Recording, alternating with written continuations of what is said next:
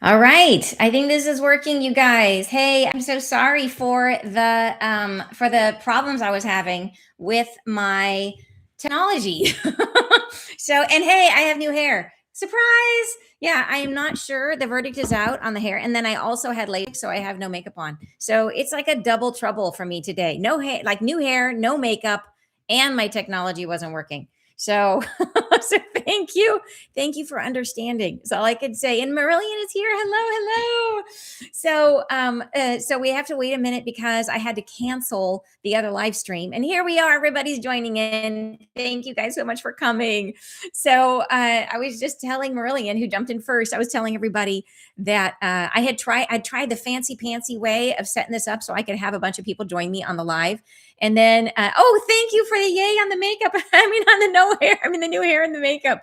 Yeah, literally. It's like you just got to flow with life, you know? But I'm so psyched, you guys. I may not be able to wear makeup, but I'm reading your comments and not squinting. Like it's incredible. It's like a miracle, a miracle of lasers. They just did one eye. They did because I had good 20/20 vision distance, but very poor up close vision, just, because your lenses your eyes, they change as you get older.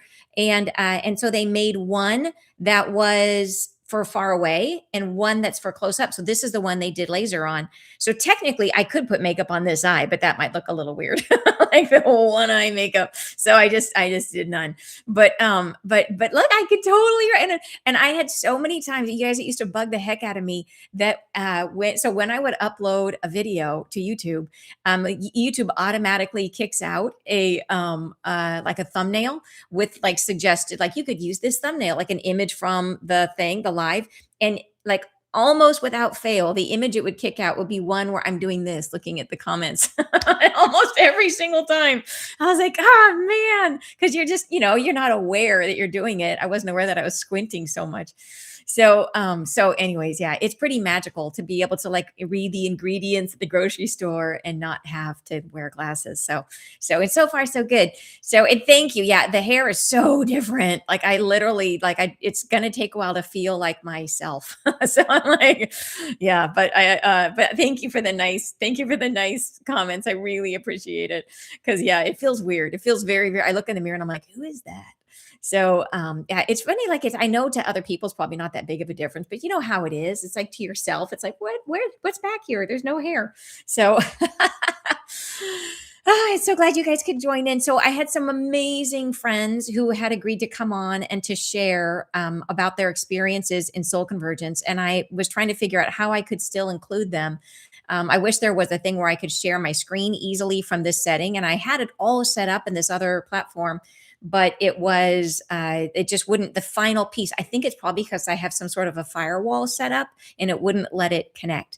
So I got everything working but that. So I think it's like an antivirus. And my son is always trying to keep me safe with his technology that he puts in. So my guess is there's something baked into my setup that he was being super helpful, but it probably made it so that that wouldn't work. So I'll have to try it again another time for that piece of it. And what I might do is just grab them on my phone and have them talk to you through my phone because they're all here. They're here talking about it. So I think it's sassy. I love it. Sassy hair. That's fun. Thank you so much. And I look younger. Oh, that's so sweet. Thank you.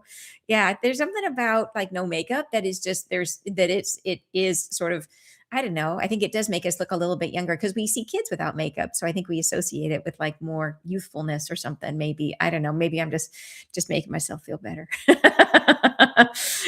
And here we are that yet. So perfect. Thank you guys so much for joining in.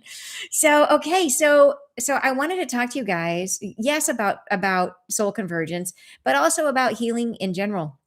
And just make this, I mean, like we can always make it a fun and interesting conversation about this whole process. So we've been doing soul convergence, for anybody who doesn't know, is my deepest healing program. It's a program that was created with the angels, and the basic structure of it came in like, and it's like everything, The angels kind of said, we want you to, you're going to start channeling these sessions. And I didn't really fully understand the structure until I was halfway through it. And then it's only in retrospect I can look back and see, this is what they had in mind. But the point of it is really to try to help us get as much out of this last period of 3D consciousness that we can possibly squeeze. So the idea is to try to help us balance our masculine energy and our feminine energy. And by going back and looking at the wounds that are really hard for us to get on ourselves, for ourselves, the wounds that come in from literally from being in the womb. And you would be shocked how much of my wounding was from the womb. Like a huge, huge amount of my wounding came from the womb. And how am I supposed to remember that?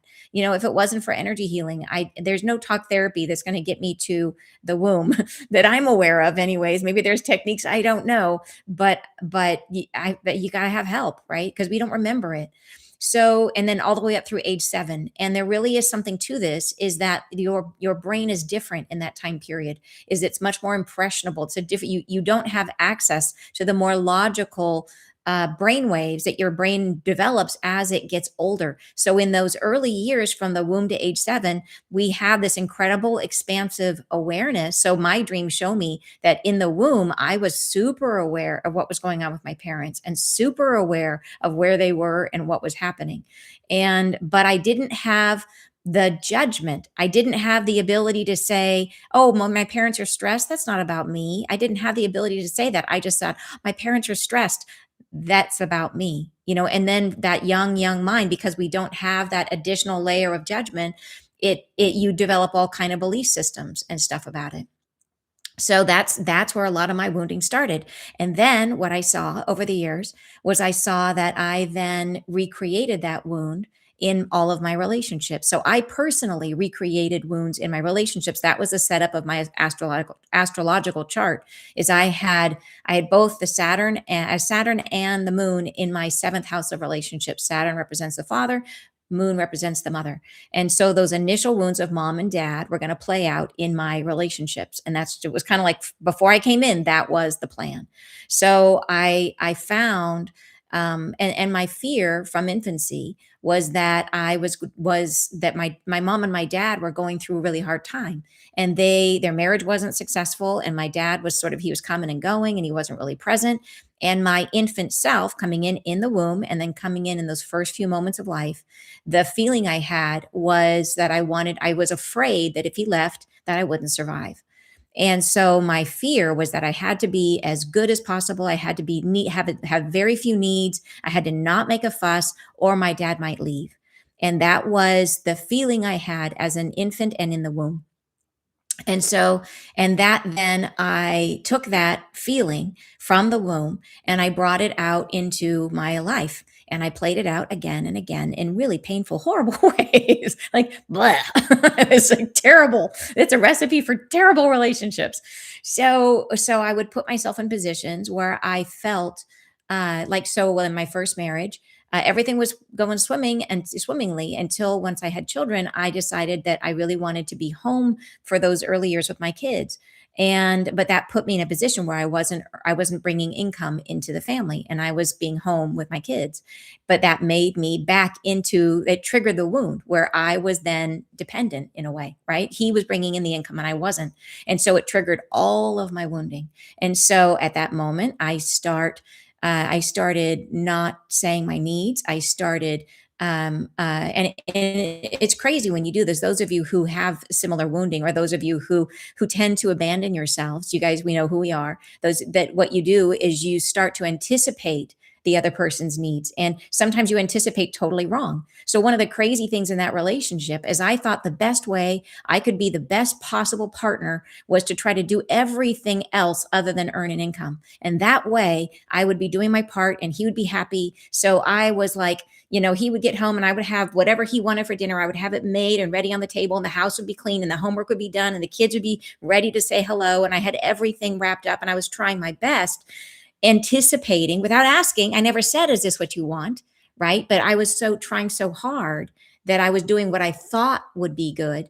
And it turned out hilariously, like sad, not funny, that he thought I was being controlling. right? That behavior was not helpful. He actually thought that he came home and it was like, oh, everything was always so perfect. And I'm like, I thought I was being helpful, you know? And but this is me working out my wound in relationship. So then it went on and again and again. So I went into a second relationship. And the second one really put me through the ringer too. They both did. Oh my gosh, so difficult, you guys. And then there was more layers to this about how it all fell apart. It wasn't just that, but that was my piece of it, right? There was lots of reasons why it fell apart. And it was all meant to be, the falling apart. I'm so grateful for that first marriage when it fell apart was the thing that woke me up. I would say before that, I was asleep. And after that, I woke up. And so I had to have everything pulled out from underneath me. I had to have the whole structure of what I thought a life was crack apart because that was the only thing that was going to wake me up and force me to question everything. So then second relationship again, I put myself in a position where I had, and this time the dependency was, I had gone back into the corporate world. We had a thriving business we built together in as leadership coaching, and it was just we were crushing it. It was doing great. And then I had this incredible, like, my awakening was just coming on and coming on, and I had this overwhelming need to pursue my spiritual path. And so I decided that I was going to quit, and he agreed, but I decided I was going to quit and pursue being an energy healer, which was sort of, I mean, from his perspective, bonkers, because we had this really lucrative work and I was leaving it to do something, as he said, you'll never make a penny doing that. And but I couldn't not, it was so all consuming in my heart and in my body. I couldn't not do it, but doing it. And there was a whole bunch of reasons why that relationship was then becoming increasingly not working. Most of them having to do with the fact that I was not speaking my truth. I was abandoning myself again and again and again, not speaking my needs, not talking about what my feelings really were, not letting him know when things were not okay, just taking it on and taking it on and taking it on. And we do that in relationship. And it's all went back to those initial wounds and he was a person that he was the kind of person who he wasn't going to find internal boundaries. He was a person that in his model of relationship, he wanted the partner to set those boundaries, and he was going to push the boundaries until you set them. And I was a person who thought I couldn't set boundaries or he would leave. So you can see it was a recipe for disaster. And it was really, really hard. And the more that I wanted, I felt so committed to doing the spiritual thing, but I had two kids that I needed to put through college that were still with me. And I didn't feel like I could leave until I could make a living doing what I wanted to do. And so that put me in that space of dependency until finally the angel said, your work will not flourish until you leave. That this is taking way too much energy from you. Your work won't flourish until you leave. Oh, that was hard, like so hard. So, but I did it, right? I picked up, I left, I took my Vitamix blender and I left and then started over again. And this whole thing was trying so hard to show me the wound. And it took me years and years and years to heal this, years. And this is just my father wound. We haven't even gotten into my mother wound, right? Which was equally huge, which was all about trying to save, and again, another big piece of self-abandonment. So I learned, I was healer. I was working as a healer at that point. I learned how to heal myself. And the journey it was decades, you guys. It took conscious a constant work of trying to find these wounds and figure out, and I can tell you so clearly where it came from now. I had no idea. I knew that there was something that would happen in relationship, but I just could not find the root of it. And it took tons and tons and tons of self-work, and in layers and layers. It would be like, oh my gosh, I thought I was through with this now. And then after all that, I had to go through the healing my trust issues, because of that. So it was layers on top of layers. So, and the point is that without the help of spirit, I would have never been able to find those original roots. That we're not meant to do it alone. On our own, we don't have an access point. We don't have a way in. And so having the ability to work with the angels was what helped me to the point where literally it was only in the past year, like every little bit I healed, life got better. Every little thing that I worked through, life got a little bit better, a little bit better. And I could tell I was healing my masculine because I found, you guys know, I had a huge wound about the fear of of being seen. I didn't want to be seen, and I had to work through that. And you could see the growth in my YouTube channel as I got over that, and my masculine energy got stronger, and I was willing to put myself out there and to take more risks. And so every it got better and better and better. But there was still, right, there were still pieces, there were still things. And it literally wasn't until this past, was it the last year, that I finally got to the root, the final root of, and that was my primary karma. It was my mom wound and my dad wound. And I knew the day that I realized what it was, I had this incredible dream where in the dream, and like I said, this was a buildup of decades. In the dream, I see myself as an infant, and I'm on the floor in the kitchen, and my mom is cooking, and I feel this incredible, like in the dream, I'm feel my heart racing, just like pounding, and my body is on fire. Like it's so uncomfortable. It literally feels like I'm burning up from the inside out, and I'm clearly really, really sick. And I confirmed this later with my mother that yes, sure enough, I did have a terrible case of chickenpox when I was 6 months old. And remember, my parents were awesome. My parents, I love them, and they did their best. We will wound our children even though we try not to. So just know that it is part of the contract that our parents will wound us, and we will wound our children, because that is part of the contract. So this is not in any way a criticism, but my mom was super overwhelmed. She was on her own with two kids, and they were breaking up, and it was like they just really didn't have a lot of space, honestly, in their life for a little baby.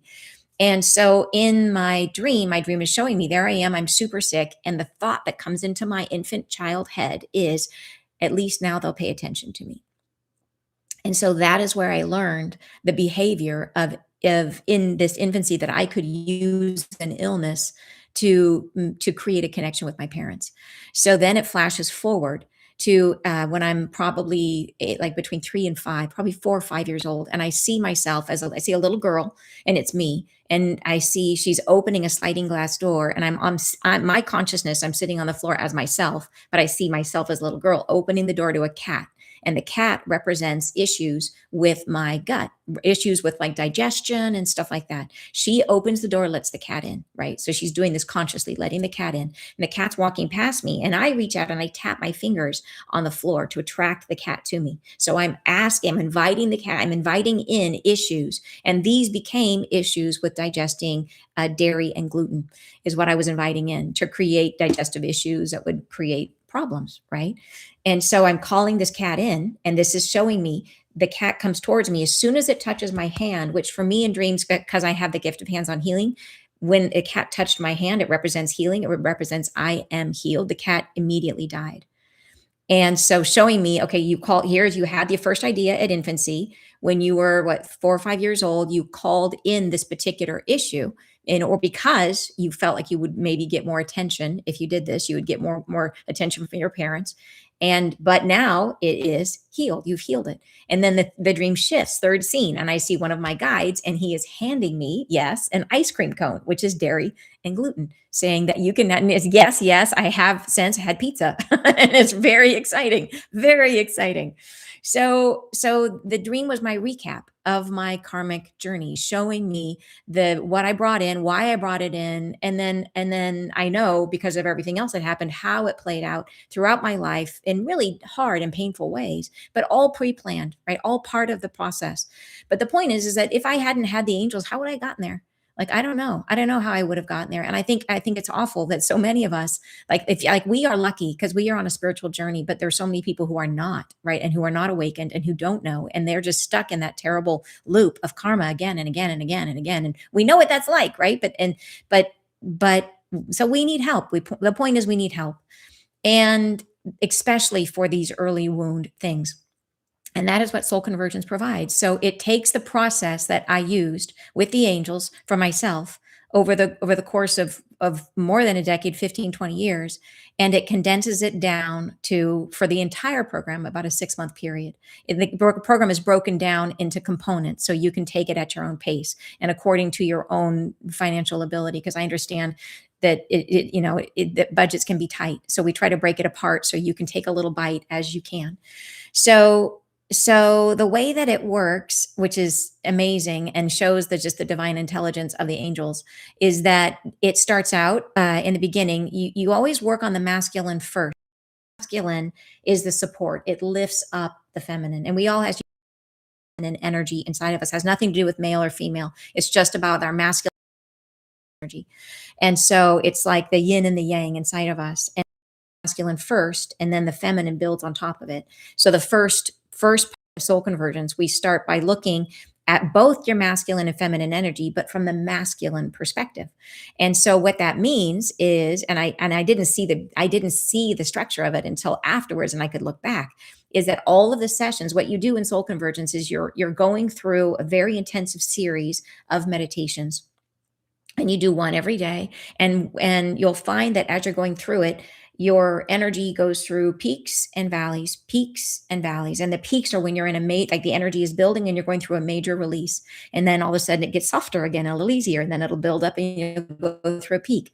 When you're at the peak, if you're in a moment where it's like, oh my gosh, this is really intense, and I just am crying, and it's like I have a lot of emotion coming up or a lot of anger coming up, and I feel like I'm and when it gets crunchy like that, then people will double down, and they will sit and they will literally do the meditation like 3 times in a day, and then they're through it. So in those cases, like more is more, right? And they will blast through. And it's about what we're trying to do with these meditations is not eliminate the energy, because the energy is you, right? What we're trying to do is to melt away our resistance to those parts of our experience. That's the only thing that prevents us from flowing the fullness of our light, is the places where we're in resistance to what we experienced, where we had really hard experiences that were painful and we don't want to go back there. And so we push them down and push them down and push them down. And if we don't even know what they are, then it's really hard to identify them. So this process helps us to slowly bring it up in a really gentle container that allows us to clear a lot in a very short period of time. And the clearing is the clearing is the resistance and the emotion that we're trying to move through. We process it through our hearts, and then what's left is the learning, and it makes you a deeper, richer person. So the learning we want, the learning is what opens up our compassion.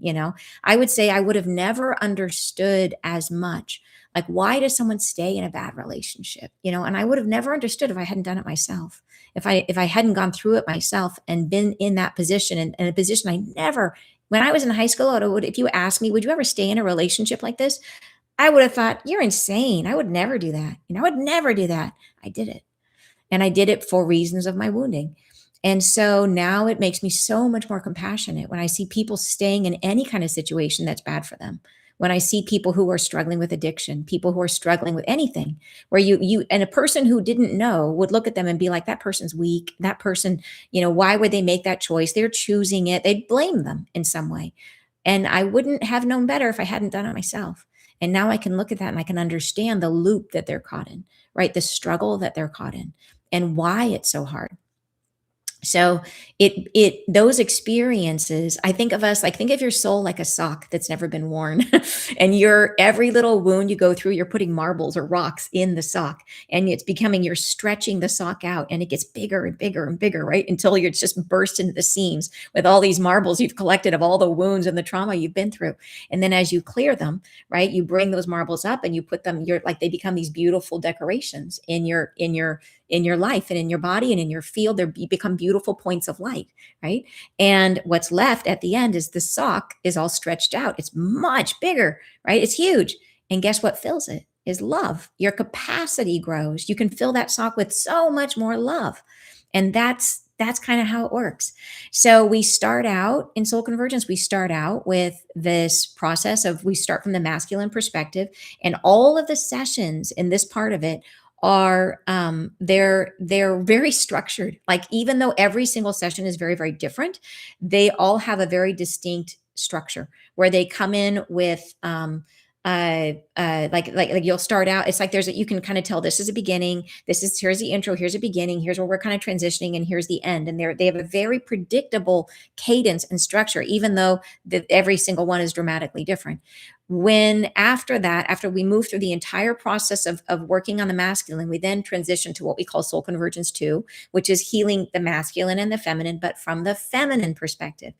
And what blew my mind when we started this, the second round, because like I said, I'm the last one to know. The angel, I'm in channel for this, and the angels are doing their thing, is that the feminine sessions have no structure at all. Everyone totally different. And people respond to each section totally differently depending on how they are wired and the wounding they're working on. So some people cruise, they're like doing the masculine, they're like, this is easy. I'm crushing it and I'm healing and I'm doing all this stuff. And then they get to the feminine and it just like knocks them flat, or vice versa. They're in the masculine and it knocks them flat. They get to the feminine, they're like, wee.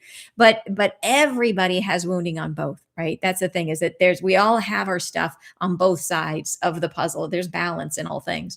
So, but it's just interesting to see how it plays out and the way that it manifests for people in both parts of the program are very, very different.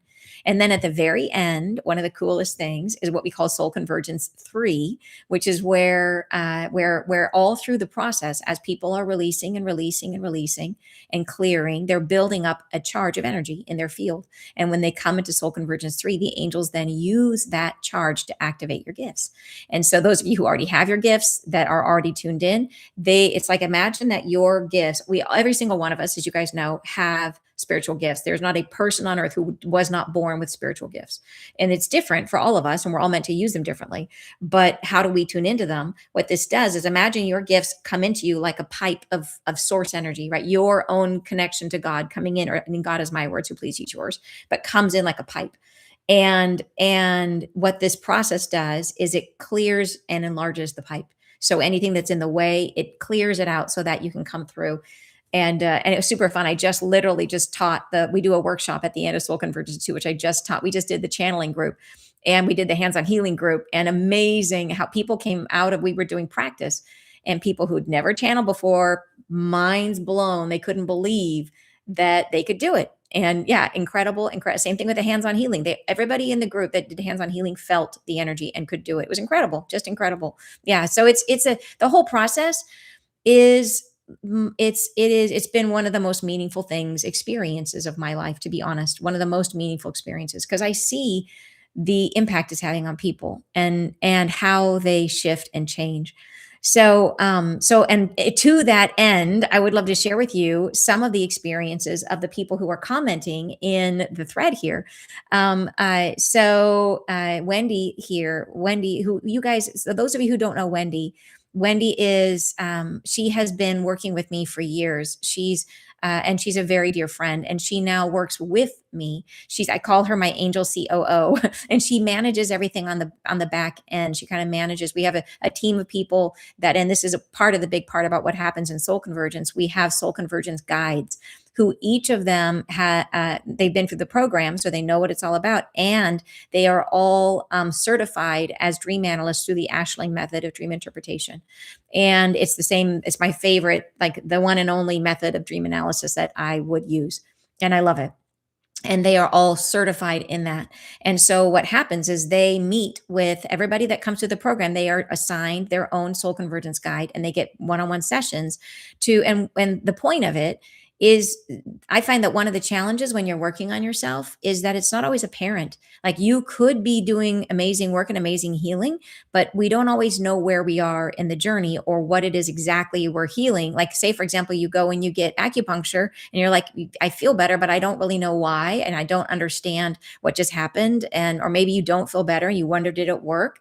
And that's really demoralizing. Like, I don't know about you, but I like a little progress report now and again. And our Soul Convergence guides are, not only do they provide an incredible touch point and a point of wisdom to be able to kind of talk through what you're experiencing and what you're going through. And there's a lot that can come from just sharing what's happening in your life, and they can help you to see how what's happening in your life is reflecting the healing that you're going through. So that's a huge part of the value. The other thing that they bring, if you are a dreamer, is that you can send them some dreams and they will be able to look through the dreams, and the dreams will tell you exactly what you're working on, which is amazing. It's incredible. And it's in a way that once you have the experience of going through it, you'll see what I mean, is that it's so clear that you'll wonder, how on earth did this person know that about me? Well, it's because it's right there in your dreams, and you'll be able to confirm it. Yes, that really did happen, or I really did have that feeling, or I had that experience. It's right there in your dreams. And they'll be able to show you the work that you're doing, the time that you're putting in, the investment you're making in yourself, how it's helping you. So it's incredibly motivating. And that was one of the biggest reasons I wanted to make it part of this program, because it's a commitment, right? You're working on yourself for 6 months. But at the end of this, think about this. How many people on the planet do you think have worked on themselves that in that dedicated of a way for 6 months? How many people on the planet have dedicated spending time every day in an assisted program where you have the angels working on you, working with you? Because every time you do the meditation, it opens up a portal between you and the angels. So that the sessions that you're getting are personal. This is not like, it's literally like, yes, there's a process that's happening at the group level, but it is a personal connection between you and your angels. And they're coming in and they're working on you every single day, which is super exciting. So yeah, not that many people on the planet have done that level of dedicated focus on themselves. So you come out of this like incredibly bright, incredibly shiny. And so what's possible? You're saying, so to share with you. And I want to go back because there's so many beautiful sharings. So Wendy says, hold on here. I know I had this one here. Amina says, hold on. Let me go back up to the beginning when you guys first talked, because I don't want to miss your stories. And I know they're right in here. Here we go. Hold on just a second. I'll get to it. Yeah. And Wendy says, the more you heal, the smoother life flows. Exactly. Yeah. So good. And you're saying, I'm trying to get my skin so I can not wear makeup. Oh, doing red light therapy. Oh yeah. Red light therapy is awesome. I did that once before and loved it. You can also go out, again, if you're willing to wake up at 4 a.m., you can go out and sit in the dawn and you can get some red light. Yeah. Christy says, soul convergence helped train me to live in the moment rather than in the past or in the future. Beautiful. And Gail is here. She said, I will share that soul convergence changed my perspective towards my own life. It caused deep reflection on wounds that I simply had trouble healing. And the reflections literally opened my eyes. Beautiful, Gail. Thank you, Gail. Gail is amazing, because Gail would have described herself as a very shy person. And she went in and hosted. So she's in our Soul Society, and she has been hosting and getting together with a bunch of other people she lives in Arizona, and has been hosting and getting all these people. Like when I was down in Arizona, and I got to stop and see all of them, and there was like 18 people who had gathered. And so she's become this like community maker already. And it's just amazing to see, right? To go from that place of feeling like, oh, I'm the person that stands in the corner, to the person that I'm the one that's rallying this community of people. It's really, really cool. Yeah. And then let's see. Lagatha says, my brain protected me from childhood. I'm realizing now that I don't have to remember the bad things, just realizing that my parents weren't being intentional. They just didn't know. That's the truth, right? They don't. Our parents try their best. They really do. And Wendy says, loves that there are 200, so these even more now, 370 people learning about healing. I know. And Christy says, I also taught me how important my dreams were. Dreams are the language of your subconscious telling us what needs attention in our lives. Yes, very much so. And here's Sky. She said, just had a cry session a few days ago about abandonment from realizing all the trauma I've been through and dealt with alone. Isn't that the truth, Sky? Yeah. That it can be really, really difficult, that feeling that we feel like, even though we always have our angels, we can feel alone. And I think there's a lot of value in having someone to be your partner through your healing journey. Yeah, so true. And you're saying there was a lot of trauma before I was born. My dad didn't want my mom to have me, so she fled to America. Later, a channeler told me I was born with the umbilical cord around my neck. Wow, wow, wow. Yep. And so those are the things that leave a mark. They leave an impression, right? And you're saying so much trauma between the womb and age 7 with the subconscious wide open. Exactly. Yeah. So agree. And thank you, Thompson. I appreciate you. Christy says, I was so impressed by how important my dreams were. Yep. And then you ended up taking the course and learning. So Christy took the course in dream analysis and became one of our soul convergence guides. So Christy was originally in the program, and Christy had a super cool experience, which is that in soul convergence, she was having hearing problems. She had significant hearing loss in one of her ears. And and it was measurable. She'd gone to the doctor and shown that she had very little hearing in one of her ears. And through the process of the program, that whatever was causing that was healed. She went back to the doctor and found that her hearing had been restored in that ear. So it's a really cool one because she has the medical reports from both, which, and she shared them with us, which was amazing, amazing. So yeah, really, really, and that's to say, does physical healing happen? It can. There's no promises about what gets healed because of the fact that at the end of the day, like, it's always about empowering you, that you are your own healer. That we just what the angels are doing is facilitating. They're helping us. They're guiding us in the process of our own healing. But they would never want to take away your own sovereignty, your own autonomy. That you have the power inside of you, right? It's just that sometimes it's hard to open it by ourselves. That we need that support. We need someone to hold our hand. We need someone to show us how to do it, right? And so that's what the angels are doing. But at the end of the day, it's always us. We are the ones that heal ourselves. And so it would never be the idea to take that away from you or to make you feel like you're dependent on some external thing, because you're not. But it really helps. We all know it helps to have someone stand with us. Yeah. And to help us and to show us, right? Why we learn, why we make the wheel every time. If you can just learn how to make the wheel, right? Yeah.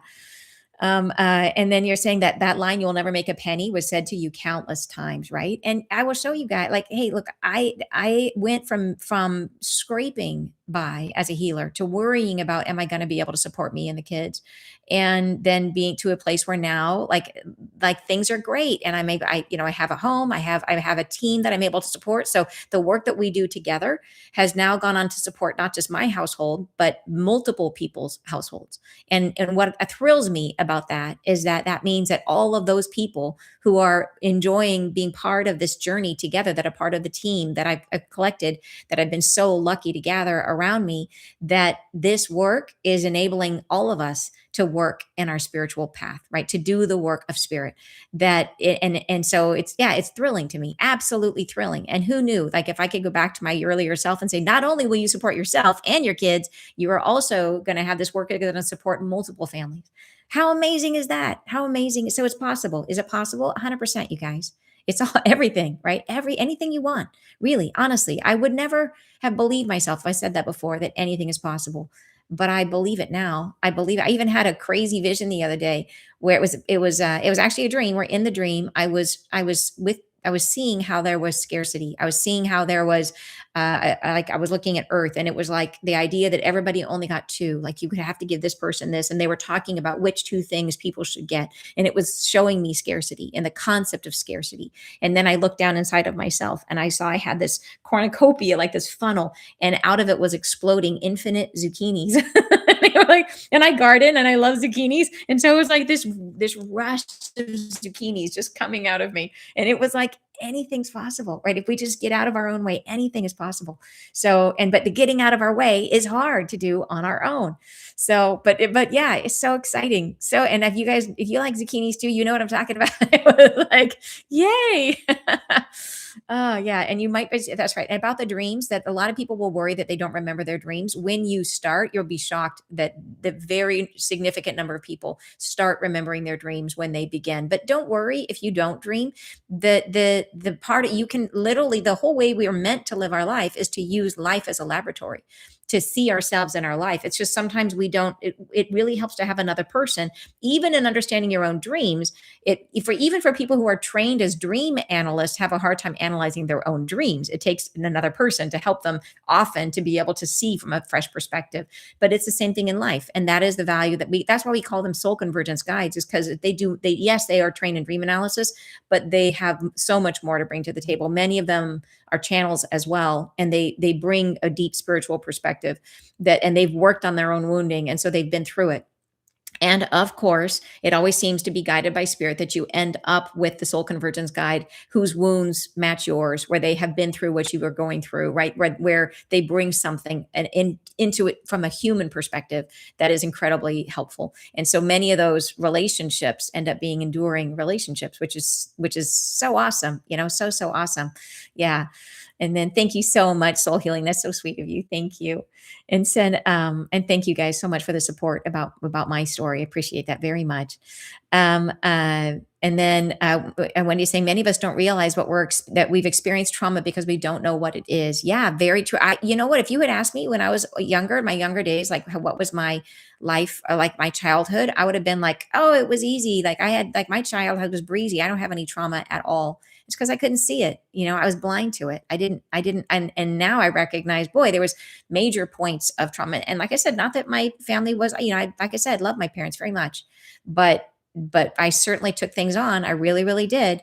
And he said, same. My ex-husband would say, "Come on down from up there," as in it's spiritual awareness. I would say, "You come up here." He cheated. Oh no, my goodness, I'm so sorry. And you left with your 4-year-old. This was 20 years ago. Yeah, yeah. And it's so hard, those relationships. It always helps us to remember, like, how does it serve us at the end? Like, what does it do for us? I think it gets us out of that. It's really hard to stay in the depths of the how hard it was, and it helps us to start moving into, what did I gain from this, right? How did I grow from this? Amina says, Soul Convergence has been one of the most powerful experiences I've ever walked through. Yes, the program brought up deep layers I didn't even know were still there and helped me move through them with grace. Beautiful. Thank you so much. And you're saying 378 people here to heal. Woohoo. And then Sky is saying, thank God you are good with being seen now as you've assisted so many people. Sky, thank you so much for that. I appreciate you. Thank you. And then Jean is saying, mine too. Soul Convergence showed me a brother issue whereby my mom's transition now at 91 immensely has helped us in being her doula. I would never would have known it if I hadn't worked it out. Oh, that is so cool, Jean. I love it. That is so awesome. Yeah, it is amazing how Soul Convergence can help you in your relationship dynamics. So I've mentioned, you guys have probably heard me mention before, how sometimes you will work through people who have estranged relationships, where sometimes that they go through the program or they go through the process and they drop their end of whatever that issue was, and all of a sudden the person walks back into their life. And it's like I said, none of this is like this is it's not I'm not saying any of this is going to happen. It's so individual, it's so personal. It is whatever is the most important thing for you. That is what gets worked on. Like whatever is the thing that's most important on your journey to help you in as a soul. Yeah. And then Amanda says, many of us are doing the hard work so that it can be easier for those who follow. We are all whole and complete as we are. We're only having experiences to remember. Yes, beautiful. Yeah, and it is. You're right. There's the oneness about all of it, that every little bit we heal serves the all, for sure. And then Lagatha says, I'm 68, only starting this awakening last year. Oh my goodness. I have discovered my my SGs, they work with me, your guides, they work with me daily now. I have amazing results and break. That is so exciting. Congratulations. And you're saying had a major healing of childhood trauma this week, getting some intense downloads since the 40-day glow up. Awesome. Love it. Kara says, I am so grateful to have gone through Soul Convergence myself and also to be a part of the journey for others. So Kara is one of our guides, our Soul Convergence guides. She says, I have seen people's lives change for the better again and again. Gorgeous. Thank you. You're saying, wow, this is powerful. Thank you so much, Soul Healing. Christy says, Soul Convergence will opened me up in ways I couldn't have anticipated. Healing self isn't for the faint-hearted, but wouldn't have given up any of the experiences and healing that I've had. Thank you so much, Christy. Yeah, and you're never too old to focus on healing. Exactly. Yes. I wonder, and then Anna says, I wonder, do we need to do Soul Convergence to dig after the root of every specific wound when the light does now comes in to help us in our heart and stop living in the 3D? So great question, Anna. So why do we heal? Why do we bother to work on our healing right now if we know the flash of light is coming, and that the flash of light is going to lift us and help us raise up into that higher state of consciousness? And the reason is because, so the reason we incarnated before and now, like, why are we here? Why was it such an amazing joy to incarnate in this really difficult time? Like, why was it we literally won the lottery by coming here right now? Is because the 3D reality has been a process of learning about ourselves through the subconscious projection of our wounds into our reality. And then we encounter those wounds, and it causes us through struggle to learn about ourselves. And it has proven to be an incredibly effective way of learning, right? So it's a way of, how do you scrub your soul to grow in ways that you could have never anticipated? So we will ask ourselves, who would I be if, in this case, I was the person who was the perpetrator? How would I feel if I was the victim? How would I feel? How would it change me? How would it add layers to my soul, layers of depth, layers of understanding, layers of compassion? So we put ourselves in all these crazy experiences, and then we throw ourselves in there, and then we encounter ourselves, and it stretches out out like that sock I was talking about. It stretches and stretches, and we become this deeper, brighter, shinier soul. This is the process of 3D reality. And it's been sucky, like super sucky, like really hard and amazing, right? Really, really good for us. So, but it's coming to an end. It's not going to be like this anymore. And so, think of it the way I think about it is that 3D reality is like we had this incredible book about our soul that we could read, and every little bit we experienced and healed and learned about ourselves was another page that we have read. But the book is really, really big, and some people on earth have only read a little bit, right? And then other people have read a lot of the book. And the more of that book that you get read, everything you read, you get to take with you. But after this reality ends, we have to set the book down and we no longer get to read it anymore because this process is complete. And when we move to the higher state of consciousness, the goal of life changes. It becomes a totally different game. We won't have karma anymore. We set down all the karma and we begin playing at a brand new thing, which is to learn about ourselves as master creators, to learn how to. So, what we will do in the new reality is we will have this incredible telepathic ability where we'll be able to tune in to one another and to the earth and to be able to feel what could, and then also to ourselves, what is most needed by the earth that is also needed by everyone here that I am perfectly suited to create or provide. How do I fill a need that is held by everyone? And so we have this awareness, right? We're able to telepathically feel what it is about us that we can bring that's going to be most of service. And then the challenge becomes creating it. And then the learning about it becomes learning about ourselves as a creator and what is the struggle of being a creator. So very, very different from the journey we're on right now. So what that means is that being in the 3D reality, this is like the final rounds at the end of the night at a really happening bar where it's like last call, last call for healing. So it is like, and because it's the last call, this life is the last call. They, like in our previous lives, the Akashic records were closed, they were sealed, and there was very few people on earth who were actually gifted with the ability to access the Akashic records, and we would only have access to a couple of our lives. Like we would basically, before coming in, we would choose the lives that had the biggest impact, that we wanted to bring experiences in from those lives to be able to work on and heal in order to try to expand our soul. This life, all doors are open. Like we have access to our entire Akashic record. You could heal as many lives as you have an appetite for. So literally it is like, this is like time to cram, to try to get in as much as you possibly can in terms of healing, because and the support that's here is off the charts. So many healers have come, including me, including you, right? Including all of us, right? For this idea that we could, and the more that we do, you guys, yes, it's for us, but we're expanding the consciousness of humanity. So the more that we learn about ourselves, the deeper, the richer humanity becomes. So we're doing it for ourselves. It just serves us and it serves the all. So the richer experience that we can have, the better the new reality becomes, because it's created out of us. So the more that we can open up and read that book and bring in as much depth and understanding and compassion, and then the richer the materials are to create the new reality. So we want to do as much healing as we possibly can. And then every little bit we do, every moment, every single moment that we spend healing, our life gets better. Like we have the incremental improvement that comes every single thing you do, your life gets better. So we have the immediate rewards, and then we also have the incredible rewards of that. Everything you heal now, you take with you forever. So your soul literally changes through this process. And then when we move into the new reality, you'll change in a different way, still good, but a different way. So this is the last chance to stretch yourself in this incredibly effective way. And that's why we do it. That's why. So, and your life gets amazingly better in the process. So why not? There's nothing wrong with having a better life right now. Like that's good. Who doesn't want a better life right now? So yeah, super. Thank you for asking that, Anna. Really good question.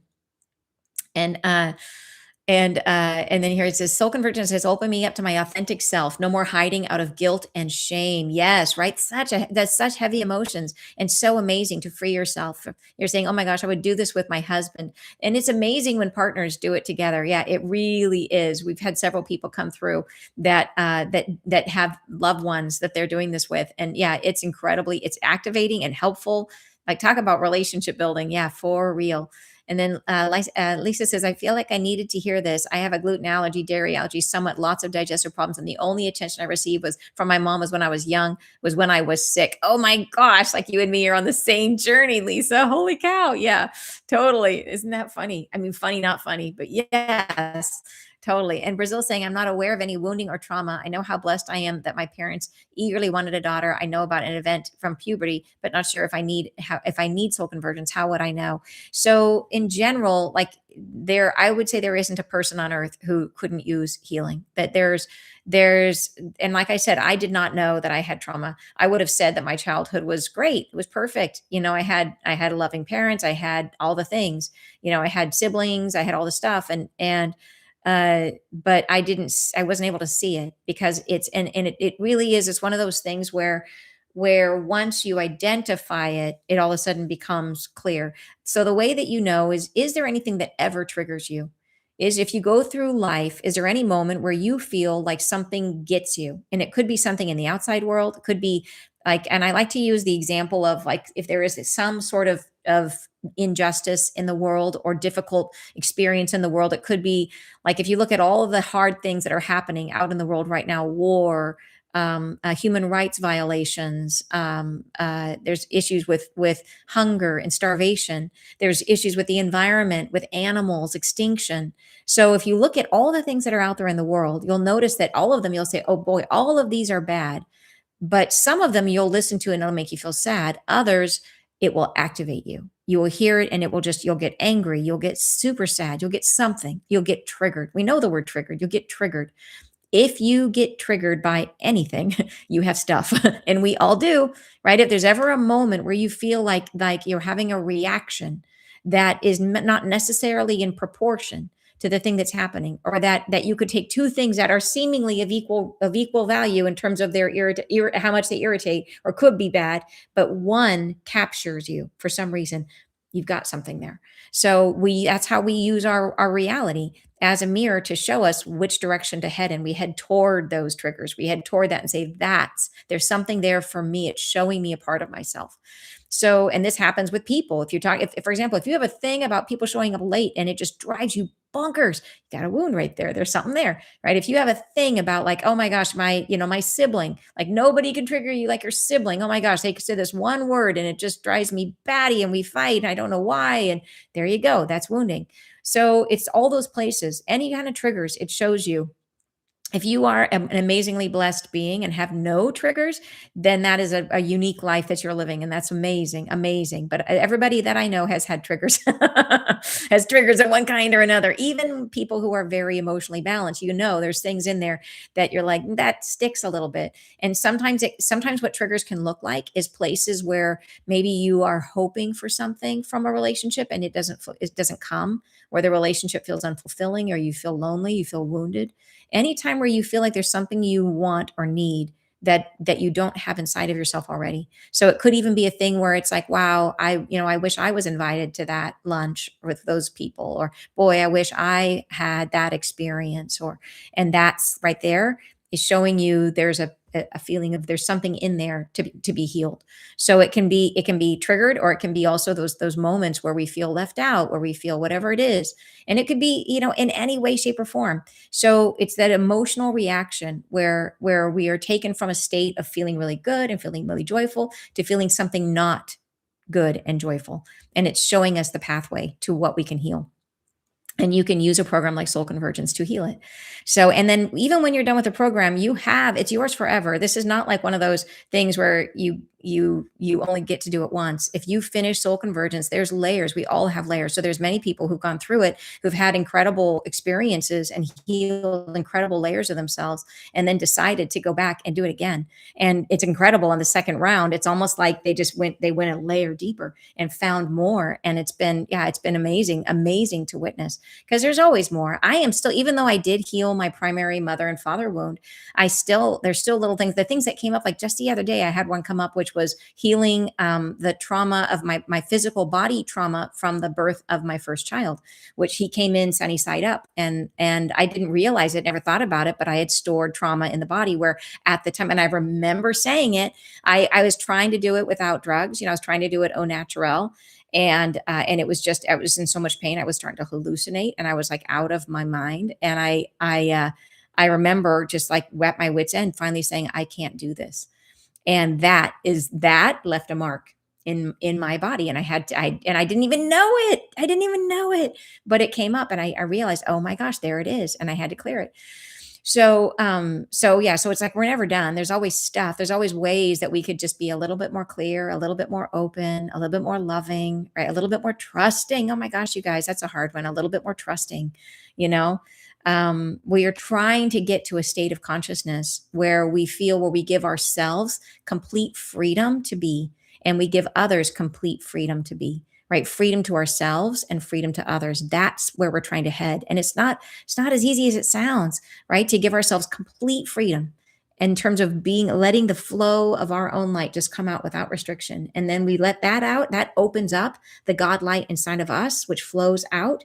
And we give that freedom to others to be exactly as they are. And through that process, we generate a field of love. And that field of love is the new reality. So that's what we're trying to get to. But the healing that we do it's almost like, what are the Lego bricks you're going to bring to build the new reality? How much variety and how much depth is there going to be to build with? And that's what we're building in this process. Like, that's why we had to go through 3D first, right? Is if you're just building with fluff, it's not very interesting. And in this long period that we've been through as a human consciousness of building our consciousness to be deep and rich and fertile and crazy and unique. And that's what we get to build with. We have this incredible diversity of experience between all of us. And from that, we get to create a beautiful new reality. Yeah. Out of real substance, real substance is what we've built, which is super exciting. So, all right, so let me scroll down a little bit for you. You're saying that, say, I really need to figure out how I can get into and save for soul convergence. We've got a big digestive problems and a brittle diabetic hereditary. Oh yeah, I'm so sorry, Sky. And we break it apart, like I said, into bits where you can do, for example, if you only can do soul convergence 1 and then wait a while, you can do that. You don't have to do it all. If you're on a tight budget, that's why we break it apart into components. So that way it sort of is a de facto kind of a payment plan where you can do it once and then you can come back and do the other pieces as you can afford them. Because I am sensitive to that I understand that it's not easy when you're on a budget. You're saying healing helps you to make the shift in consciousness. Flash of light is for sure karma. Yeah, that's right. Exactly. And here we are. What if one dies?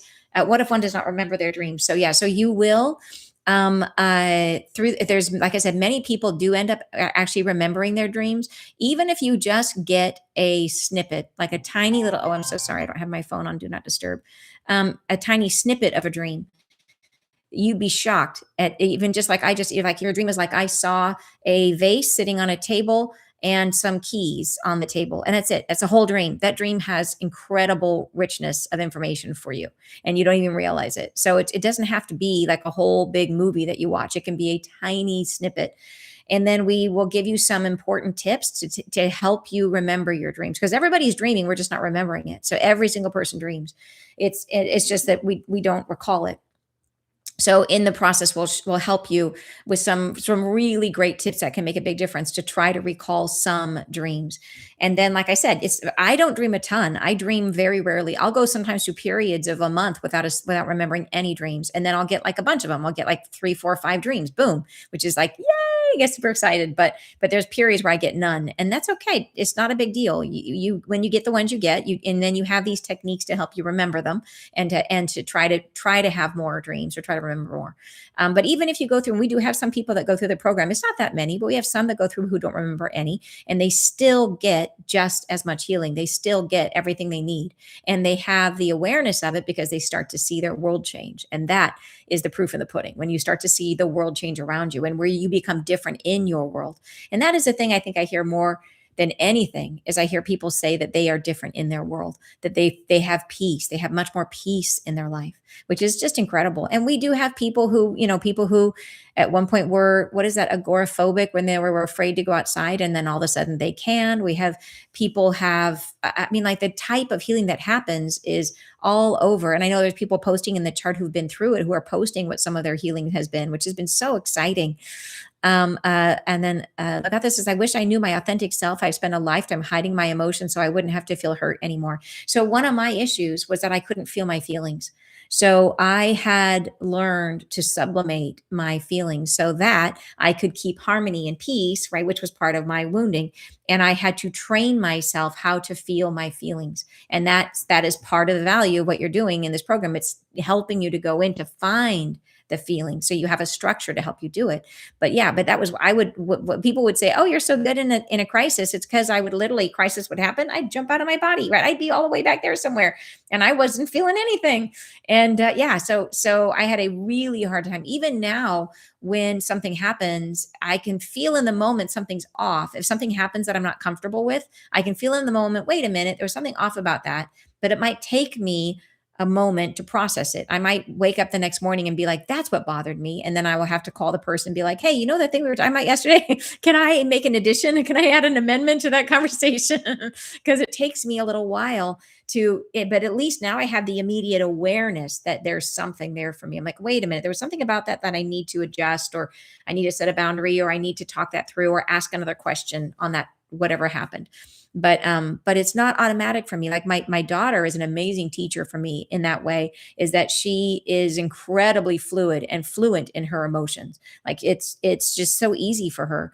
And so that's been interesting for me, learning to navigate that as a person who didn't feel their feelings and felt that feelings were scary. You know what I mean? I had to learn and she and I had to learn a language between us. So super interesting. But if you are like me and you have a hard time accessing your feelings, if you're really head based, don't worry. You will find your path, and it does open. It gets easier and easier. I would say I was very super logic, super head based, and clearly I'm not now. Now I'm a balance. Like now I got both online, which is, it's just a better life for me. It really, for me, I'm much happier. Yeah. And then you're saying, there you go. Oh, here we go. And saying, and then he said, well, I just got a notification about a video titled Dial in Your Ascension Diet. Oh, interesting. Yeah. So there is parts in it, like where you can, as you're going through healing, where you can adjust your diet if you want. When we go into the guide, the last phase of it, we do suggest to people, if they want to try going for no meat in their diet during that time period, it can be incredibly helpful, because you're trying to have as much light in the body, not for the whole time period, but for especially the last 2 weeks where you're doing the gift activation. So you can do things during the process to support you even more deeply, in terms of what can you do that removes anything that takes energy from you, because healing takes energy. Healing requires energy, life force from you to heal, because you're moving up into higher and higher states of consciousness. That takes life force. And so we do what we can to try to support ourselves physically through the process. Yeah. And Jillian says, I did soul convergence last year, major incredible awakening. Love it, Jillian. She says, going to join with you and do it again and dive deeper for more healing and deep understanding. So awesome. I'm so excited to see you there, Jillian. Fantastic. And then Joanne says, practical question: can one do soul convergence when a trip is scheduled in those 11 weeks? So we do have people that travel during it, and so you will be able to do it at your own pace. So you can download the recordings or download all of the sessions. We do have some live sessions, but the actual structure, the main sessions those are recordings. You can take those and you can do them at your own pace on your own schedule. It's not like you have to show up every day to a meeting. So that's the beauty of it. It's self-paced. And then we have scheduled live blessings with me and the angels on a intermittent basis. So we're going all the way through. So those are scheduled. But if you can't make that, that's okay. You'll get the recording. But the main meat of it is the one where you can do it self-paced. So don't worry if you're traveling. You just want to make sure I would just download them, take them with you, and then you can do it as you go. And so like if you're going to like listen in, like before you go to bed, give yourself an extra half hour to sit and listen to your meditation and then go right into bed, which is an amazing way to do it because it's incredibly relaxing. Yeah. Although you'll have some where you'll be like the ugly cry, which is also good. It's extremely good actually when that happens. But yeah, thank you for asking, Joanna. You're saying, it says, Amina says, participants who say, I never remember dreams started having powerful symbolic dreams after starting the work. Yes, absolutely. And then Kira's here. She says, not only dreams, but many memories came up for me during soul convergence relating to my wounding. Yes, totally relate to that experience. Yes. And then Dylan says, when I dream in all white, I know that's from my higher self. Beautiful. And then Shanna says, I'm a little behind on the live, but what an amazing story of healing the food issues because I'm going through it now myself and have been for a number of years now. Wow. It is such a common thing among those of us on a spiritual journey where we end up having dietary things, where we have food intolerances. It's super, super true. And I see that as like another clue that the body is our partner in healing. And it's trying to show us it's like we are on the double time healing schedule and they're trying to bring it all online there. And you may know, and you may be one of those people yourself who signed up for like a heck of a lot of trauma in life. And I know people who've gone through, terrible childhoods, really hard experiences that they went through. And I recognize that that's not because that soul is behind in any way. In fact, often those souls are incredibly old souls who just said they were coming down. They're like, pile it on. More is more, because they knew this time is the unique time for healing and they didn't want to miss out. So they were like, lay it on, fill up my plate, overfill my plate, give me more of that stuff. And now they're down there like, why did I do that? Like, oh my God, why did I sign up for all that? But it's ambition, right? It's the idea you could do it. And I'm telling you, you can. Yes, people with you think about the worst traumas, you think about infant, sexual trauma, terrible things that people have. I have witnessed them healing. I've seen it myself many times, not just once, many, many, many times. And that's not saying it's not a promise because everybody's different, but is it possible? Yeah, it's absolutely. I would say things about myself that I would have thought that it was just not a healable thing, that I thought that's just part of who I am. And that's just something I have to work with. It's not true. It healed. And I no longer have those limiting thoughts, those limiting feelings. I used to think that thing about where I felt like I had to sublimate my needs. That was like a weird trigger. I just couldn't get away from. It was like everywhere I went, there it was. And nope, it's healed. It's gone now. It's gone to the point now where in relationship, I can be like, I don't want that. Like, no, I don't want to do that. Doesn't sound fun to me. No, thank you. And it just, whoop, it's easy. And there's no weirdness. It's just, yeah, I feel really good about saying, oh, thank you. But no, I don't want that. And yeah, it's so liberating. It's so liberating. Yeah. And then let's see here. Hold on. So I'm not sure what that one means. I'm trying to read here. I work on Saturday and Sunday. Would I miss out on part of the program? No, because like I said, the main part of it is you can do it at your own pace. And we do have the blessings. So depending on when the blessings are scheduled, so they're scheduled at different times. So you might not be at some of the live blessings depending on when it fell, but that's okay. You're still going to be in with everything and you're not going to miss out. Your sessions with your soul convergence guide, you schedule at your own convenience. So you'll be able to, your guide will reach out to you and share a calendar, and then you can look through and find times that work for you. So that's such an important touch point. The soul convergence guides, it's an amazing touch point for you throughout the program. And it just helps you because there's times when you're really getting into the thick of it, where it can be hard hard to keep at it because you'll just feel like there's times where like there's certain wounds that come up and they manifest in the healing, they manifest as depression. And that happens for some people where they'll be like, and it doesn't happen to everybody. It's like the certain wounds are architected a certain way. Some people it's like random, like in the first couple of weeks of healing the soul convergence too, there will be always a handful of people that get a skin rash, which is like they're healing and it's coming out as a rash and then it fades. There'll be other people who get like a mild depression. And then having your guide there to be able to just talk to you, to kind of, it just helps you keep going, to be able to have those sessions with them and to have them to be able to provide that, just that sanity check, you know what I mean? Of like, yeah, you're doing the right thing. You're doing it right. I think a lot of us can get really hung up on, am I doing it right? Am I having the right result? Is it working? And that's why I think those touch points are so, so helpful, because all you got to do it right is show up. And that's like life, right? All you got to do life right is show up. Just keep at it, keep going. And so this is showing up, coming in and doing soul convergence is showing up on steroids.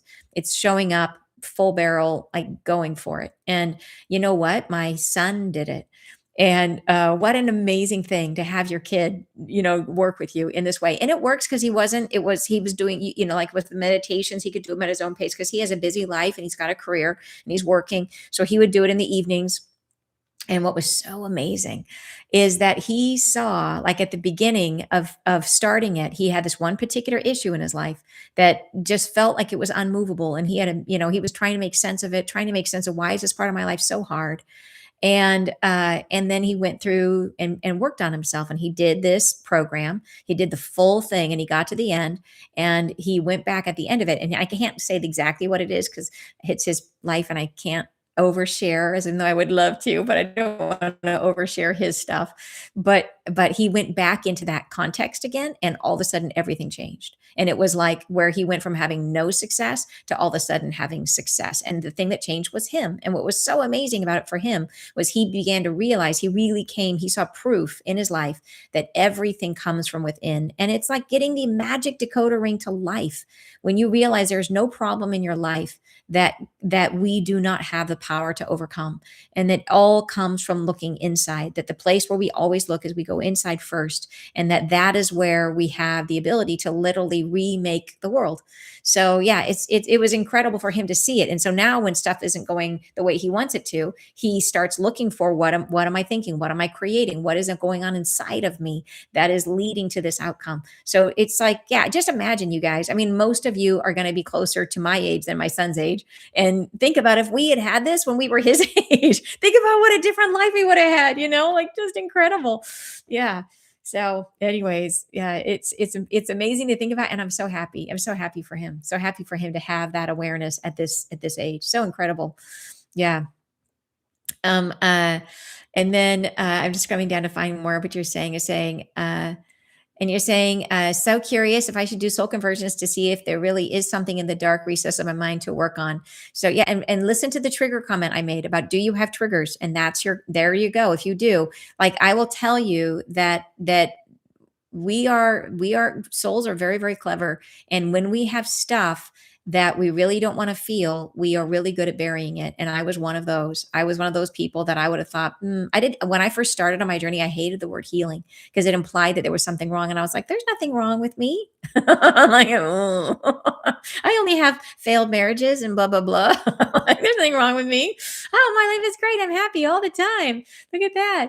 And so, yeah, that was me. I'm speaking from my own experience, but, so, and it's different for everybody. And I think that there are some people on earth that come for like just the dinner cruise, that come and they're like, they don't have karma and they're just cruising through in their life, really. And I think that exists, but I think it's very rare. And so how do we know? Does anything trigger you? Is there any moment where you have, and that trigger could be, like I said, where you feel upset about something or where you feel wounded by something, right? Are you more the person that feels the FOMO, that feels lonely, that feels, which piece of it, and where does that, those are the pathways that lead us into, and believe me, it may feel like a little thing in the beginning. There's layers to it that you will blow your mind. And that was the case for me, because I was a very, like, it's not like my life wasn't working. I had, before I started on my spiritual journey, I had I had my kids were awesome. I had so marriages, these sucky marriages, but I had a really great career. I had a beautiful home back then, gorgeous, beautiful homes that I got to live in. I had, life, like, people would have looked on the outset and said, ah, she's got it all together. Her life is great. But like on the inside, yeah, like lots of stuff missing, lots of like buried, like crazy amounts of buried stuff. And it was only through the ability to start to finally feel my feelings that I was able to start to access it and pull it forward with the help of the angels. Yeah. And then now the difference is, I would say that the issue I had when I was really cut off from myself back then, like I said, externally you might have looked, and it's not like I was living for an external validation at all. It's just that my life was basically like, it would have been from the external vision. You would have looked and said, oh, she's got a lot of the boxes of life checked. But I would have said I was very lonely, and I had a really difficult time connecting to people that I wanted to connect very, very much, but I just didn't know how. I felt like I was this oddball, that I just couldn't find anybody that I could really click with, including partners, and friends. I felt like I was just alone. And that was my heart being closed, is what that was. My heart was closed. And my heart was closed because, and when your heart is closed, you guys, it's not because you did anything wrong. It's because you went through an experience that was incredibly painful. And so you close your heart in response to that experience. And so what it did is it made it really hard for me to feel love. Even if someone did love me, I wouldn't be able to feel it because I couldn't, my heart wasn't open to receive it. And then it was really hard for me to let the love inside of me out. So like one of the issues I had when I like I was so afraid to have children, like because I had no experience of children. I was the youngest child in my family. I'd never even held a baby before, and then all of a sudden I had one. And the biggest issue I had at that point was I was totally in my head.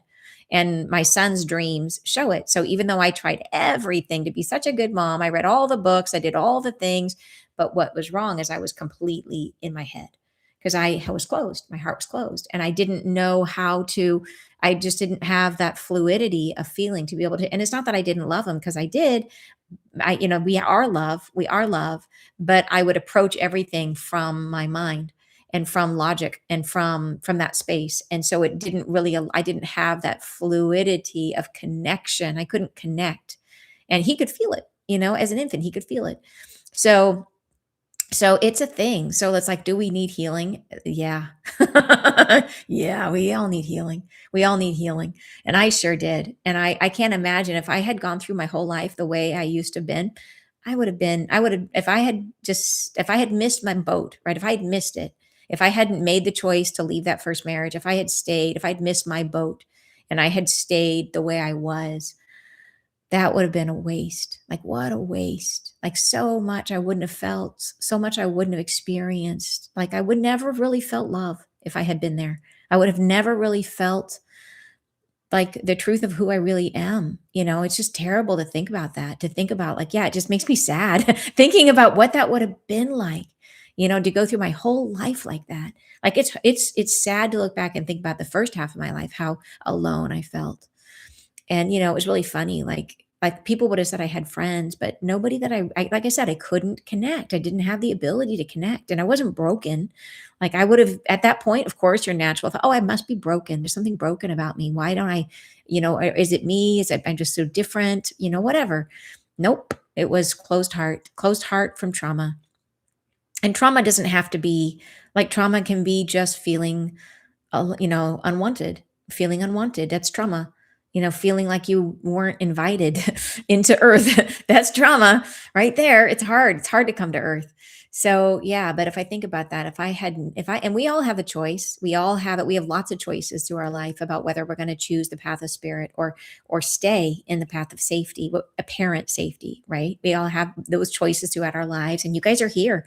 You guys are on it. You guys are doing the hard work. You guys are living. You guys are following your path. And I know it's a hard choice. I know it's a choice you have to make again and again and again and again. Right. And it's not always easy, but I'm so, so glad, because I do think I look back at that person that I was. It's not that I was bad. I wasn't. I still had kindness. I still had the love inside me. I just didn't know how to get it out or to let the love in. And that's lonely. That's lonely.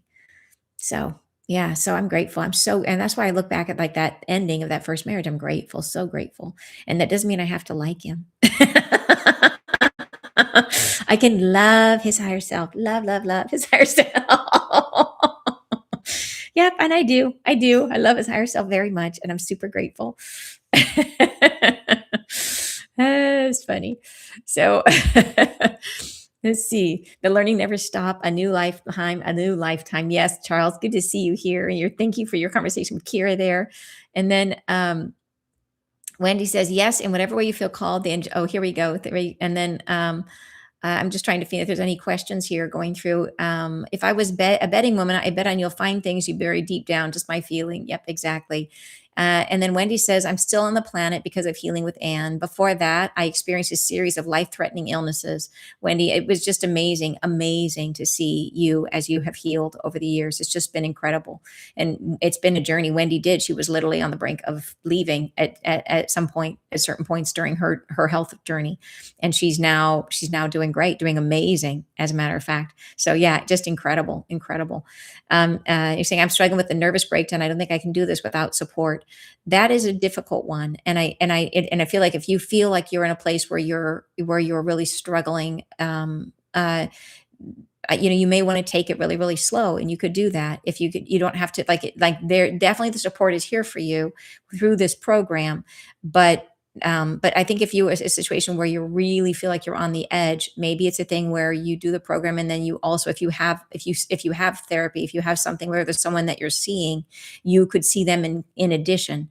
So as a safety net, I would just encourage, if you really feel like you're on the edge, then and you would like to engage in this program, I would say that it would be a good idea to have a local safety net, and that might be in the form of a therapist or somebody that is that's there, because it's the program. You do deep work in the program, but if you already feel you need energy, you need to have a energy with you. Like, it takes energy to heal, and if you feel like you're already struggling, I'm not saying don't do it. I would feel into yourself, but I would also, if you feel like you have the energy to do the program and to be able to be open, but I would suggest have that, whatever safety net you have for yourself right now, which often is going to be a therapist or something of that nature. I would have them support you as well. Because the work we do is very, very deep. And I have amazing confidence in the potential of transformation, but we also want to make sure that you are safe. And so that would be my suggestion: is let's put your safety first and make sure that you have that additional support for yourself. And then Amina says, all the participants that I have guided. So Amina is one of our Soul Convergence guides. And she says, all of the participants that I have guided had their gifts emerge at the end of Soul Convergence. Yeah, it is pretty incredible. Yeah, lots of gifts are uncovered. Yes, so amazing. And those gifts are everything from healing, channeling, hands-on healing, spiritual leadership, projection. I mean, it's amazing what comes forward, counseling, all kinds of things that people realize about themselves that they can. And they're usually mind blown, like they can't believe that they have that capacity. But yeah, we all do. Every single one of us has it. Every single person has at least one magical spiritual gift. Some of you have many. Yeah, it's so cool.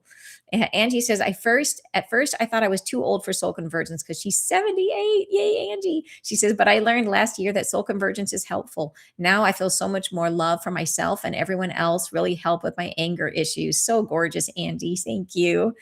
And then Kara says, I second that.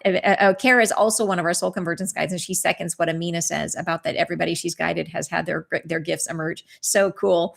And then, yes, Marillion had her channeling come forward, which is so amazing. So Marillion just was in Soul Convergence. So exciting. And then saying, love from Switzerland. I get so excited when I see you online. Thank you for joining us. And then Joanna says, your healing is calling you. I love it. I've been doing the 40-day glow up meditations, and I've been seeing very interesting dreams, which I remember when I wake up. So cool. Yes, it would be amazing, having just gone through that, to come in now and do Soul Convergence, because you are primed. So you will jump in with both feet. That is super exciting.